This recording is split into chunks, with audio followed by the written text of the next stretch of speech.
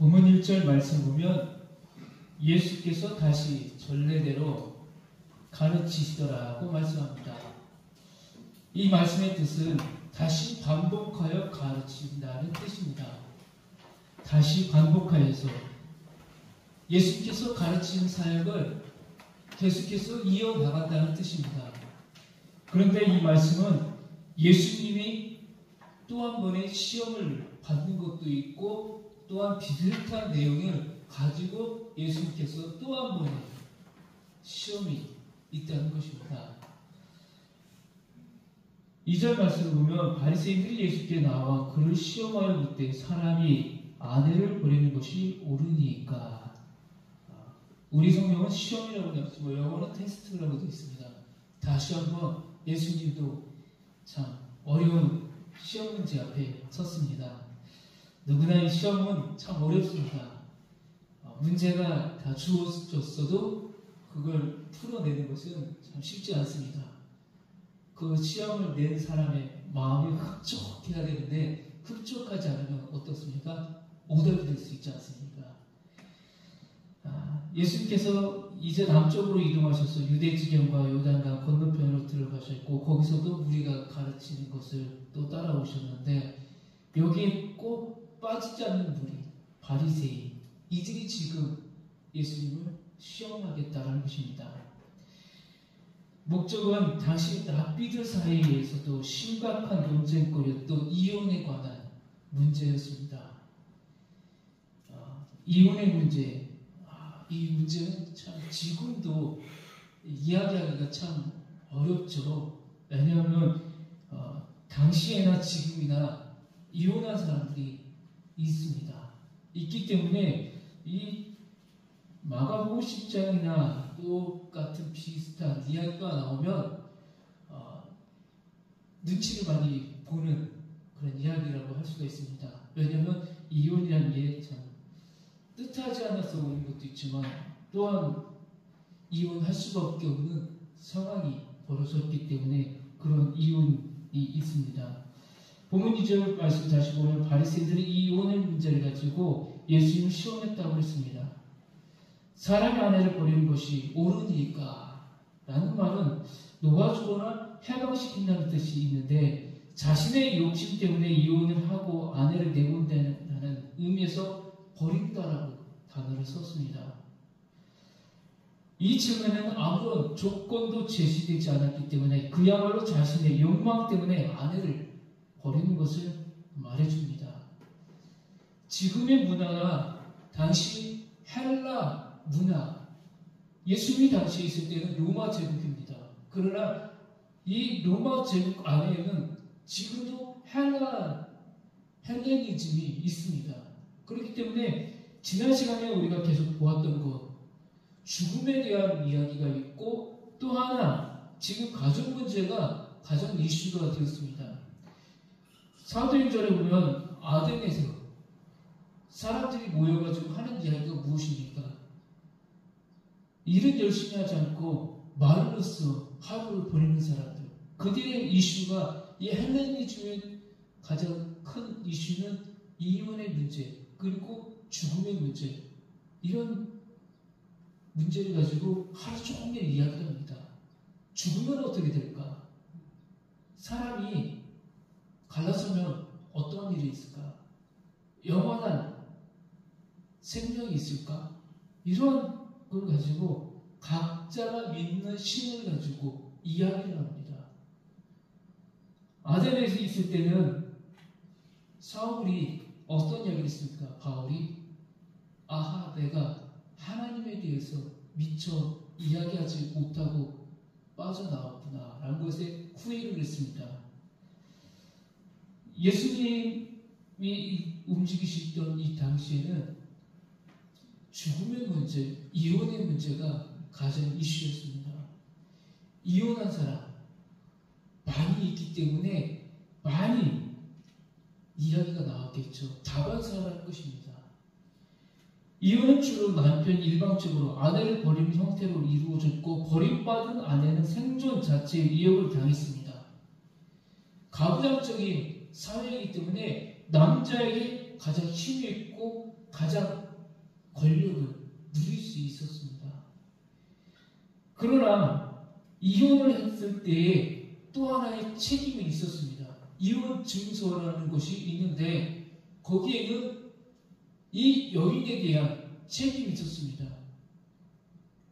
로마 제국까지는 여인이 한 생명, 한 인간으로 존중은 받지 못했지만 그래도 한 생명을 생산하는 사람으로 여겼기 때문에 이들에게는 이혼 증서를 써주는 것이 의무였습니다.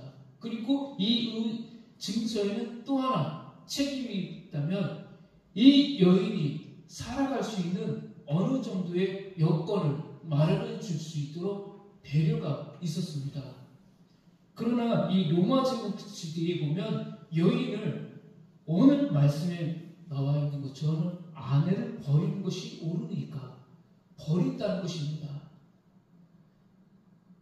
물건을 버리듯이 아내를 그런 식으로 대했다는 것입니다. 함께 살았던 배우자를 그냥 신장 버리듯이 그렇게 여겼다는 것입니다. 그리고 나서 또 다른 아내를, 배우자를 만지하는 것이 이들의 일상이었다는 것입니다. 다는 아니었습니다. 로마 제국의 귀족들 30%의 안에 있는 사람들, 그 30%도 10% 안에 있는 사람들만이 이렇게 행했고 나머지인들 70%는 거의 종 노예들이기 때문에 그렇게 할 수 없었습니다. 문서에 봐도 당시에 다른 사람을 했지만은 이혼은 그냥 조용히 했을 뿐 이 시대처럼 그냥 살았다는 것입니다. 예수님의 가르침은 무엇을 이야기하고 있는 것이겠습니까? 약자를 보호하는 데 관점을 두고 있다는 것입니다. 바리새인들은 이 문제를 가지고 모세의 율법에 지금 이혼이 가르치고 있는 이 내용이 무엇이냐? 예수님에게 질문을 던졌고 이 시험을 던졌을 때 예수님이 풀어내는지 예수님의 생각은 어느 쪽인지 이혼을 정말 예수님도 원하는 것인지 아니면 예수님이 반대를 하는 것인지를 지금 바리새인들은 예수님의 생각을 듣고 싶어 했다는 것입니다. 이혼 문제는 바리새인들 간에서도 두 갈래로 갈라진 상태였습니다. 한쪽은 안 된다. 이거는 막아야 된다는 바리새인들이 있었고 한쪽은 해야 된다. 이혼 증서를 써주고 내보내야 된다. 라는 사람들이 있었습니다. 본문에 앞서 하나의 이야기를 했었습니다. 당시 헤롯 안티바의 이야기였습니다. 안티바가 헤롯과의 결혼을 했습니다. 이 문제를 가지고 누가 책망했습니까? 가장 치 있는 사람, 세례 요한이 지적을 했습니다. 그거는 안 됩니다. 가족끼리 이렇게 하신다면 안 된다는 것을 세례 요한이 힘주어서 이야기를 했습니다. 그랬을 때에 어떤 일이 일어났습니까? 안디바의 아내, 안디바의 딸을 통해서 이 세례 요한이 죽을 수밖에 없는 상황이 벌어졌습니다. 당시 이렇듯 민감한 문제였던 이혼 문제를 제기하여 예수님을 올무에 걸리고자 했습니다.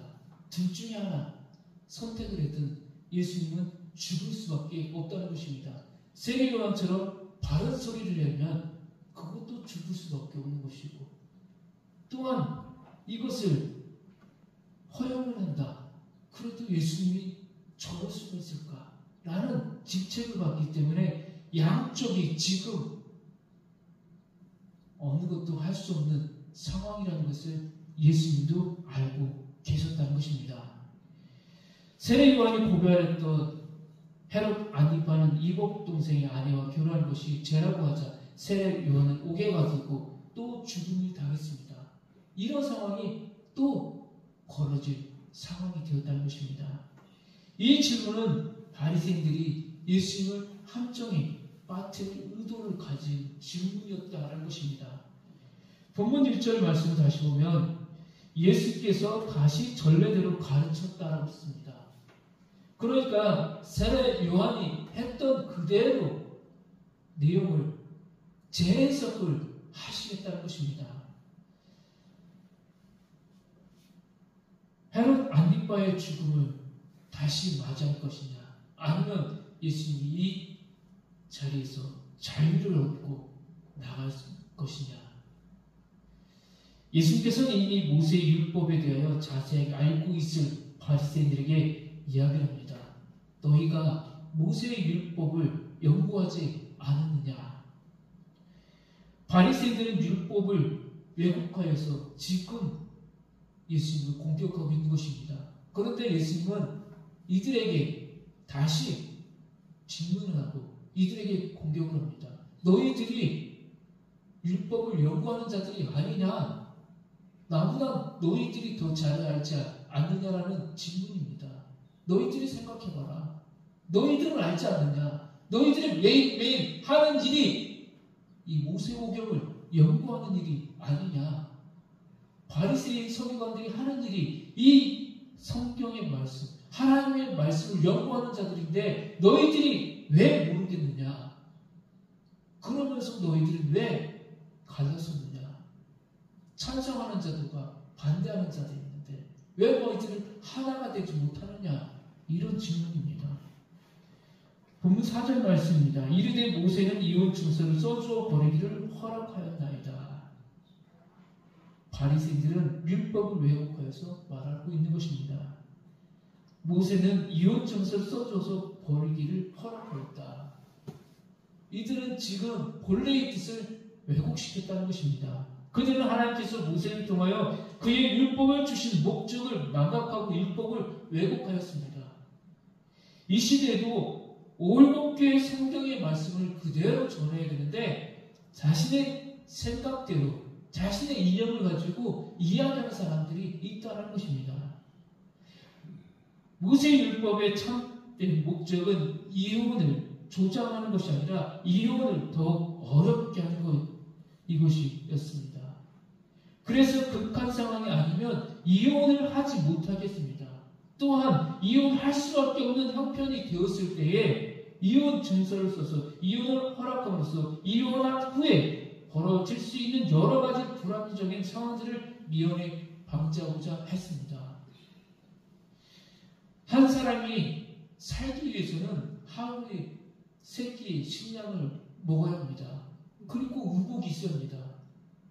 당시에 이 로마 제국 안에 있는 유대인들 하루 식량이 어떠했습니까?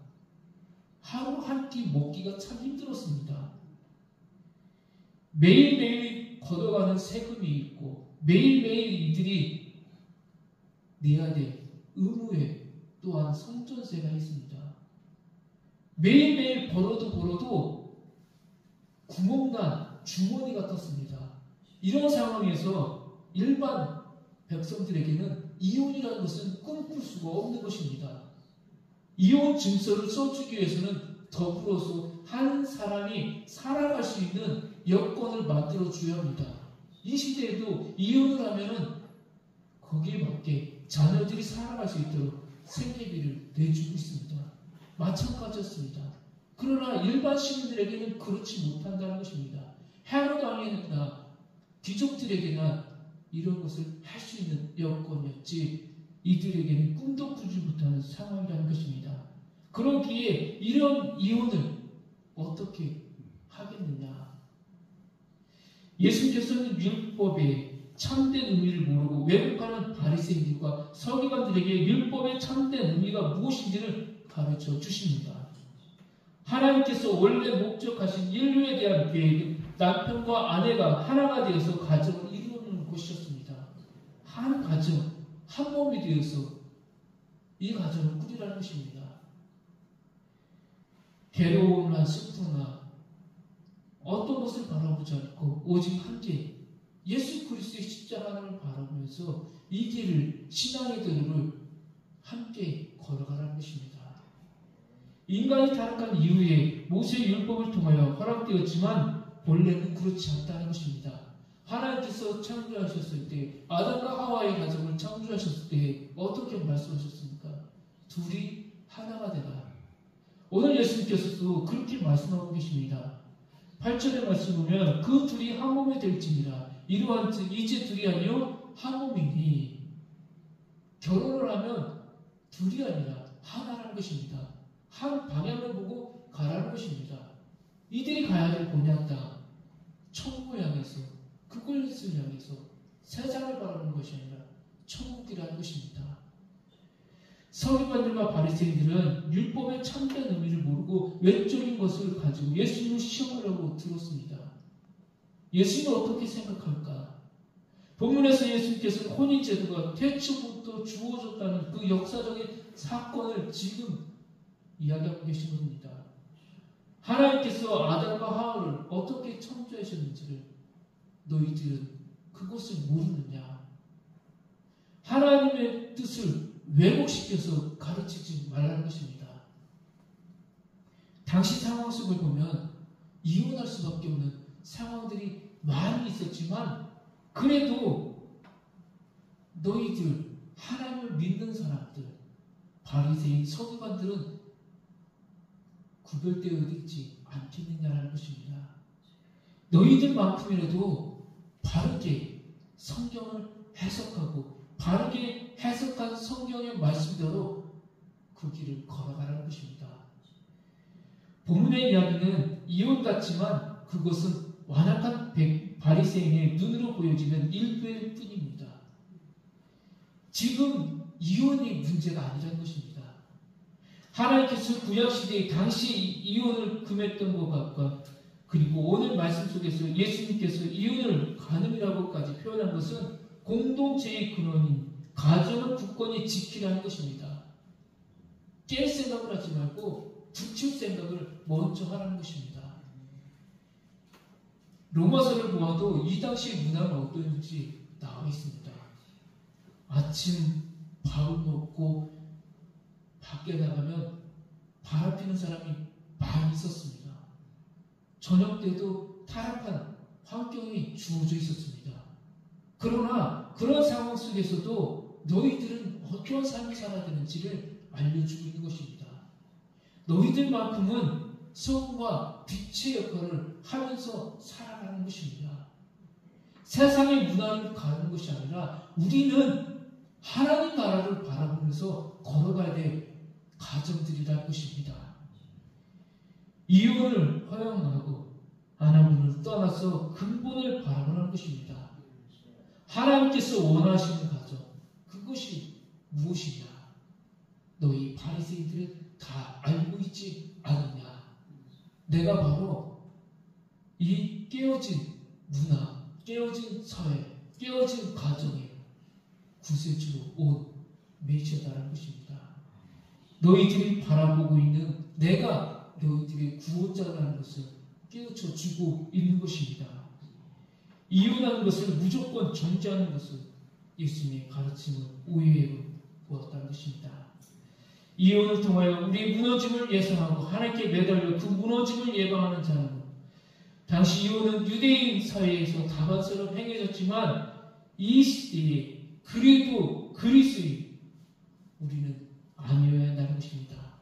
어려워도 힘들어도 우리 주 예수 그리스도를 바라보면서 우리가 힘내서 이 길을 걸어가야 된다는 것입니다. 어쩔 수 없이 이혼해야 될 가정도 있습니다. 어쩔 수 없이 뜻하지 않게 무너진 가정들도 있습니다. 이유가 어쨌든 우리 성도들이 해주어야 될 일이 무엇이겠습니까? 뜻하지 않게 갈라서는 가정 위로해 주면서 그의 가정에서 다시 회복할 수 있도록 우리가 하나님의 말씀으로 위로해 주는 성도가 되어야 한다는 것입니다. 하나님께서 지금 원하시는 것은 우리가 둘이 아니요 하나라는 것입니다. 이 깨어지는 가정도 하나가 되어야 되고 우리 성도들, 우리 교회 안에서도 하나가 되어야 한다는 것입니다. 성령 안에서 우리 그리스도인들은 다 하나라는 것입니다. 둘이 아니라는 것입니다. 지금 이혼하는 것처럼 깨어지는 교회들이 참 많습니다. 이런 어려운 상황 속에서 예수님이 원하시는 것은 하나님의 가르침 본 모습으로 돌아가는 것입니다. 이혼이 어쩔 수 없이 할 수밖에 없는 가정도 있지만 그 가정에서 다시 새로운 가정으로 탄생할 수 있도록 우리가 돕고 협력해 준 것입니다. 그리고 깨어지는 교회들마다 다시 일어설 수 있도록 우리가 협력하고 도와주는 것입니다. 우리 교회 성도들의 가정과 자녀들의 가정을 위해 그래서 매일매일 기도해야 합니다. 하나님의 말씀 안에서 가정을 지키기 위해 기도하고 노력하는 가정이 되도록 도와주는 것, 이것이 기도입니다. 우리가 성도들의 가정이 세상을 바라보는 것이 아니라 하나님 나라를 바라볼 수 있도록, 또한 우리 교회가 세상을 향해서 가는 것이 아니라 하나님과 하나의 연합된 교회가 되어야 한다는 것입니다.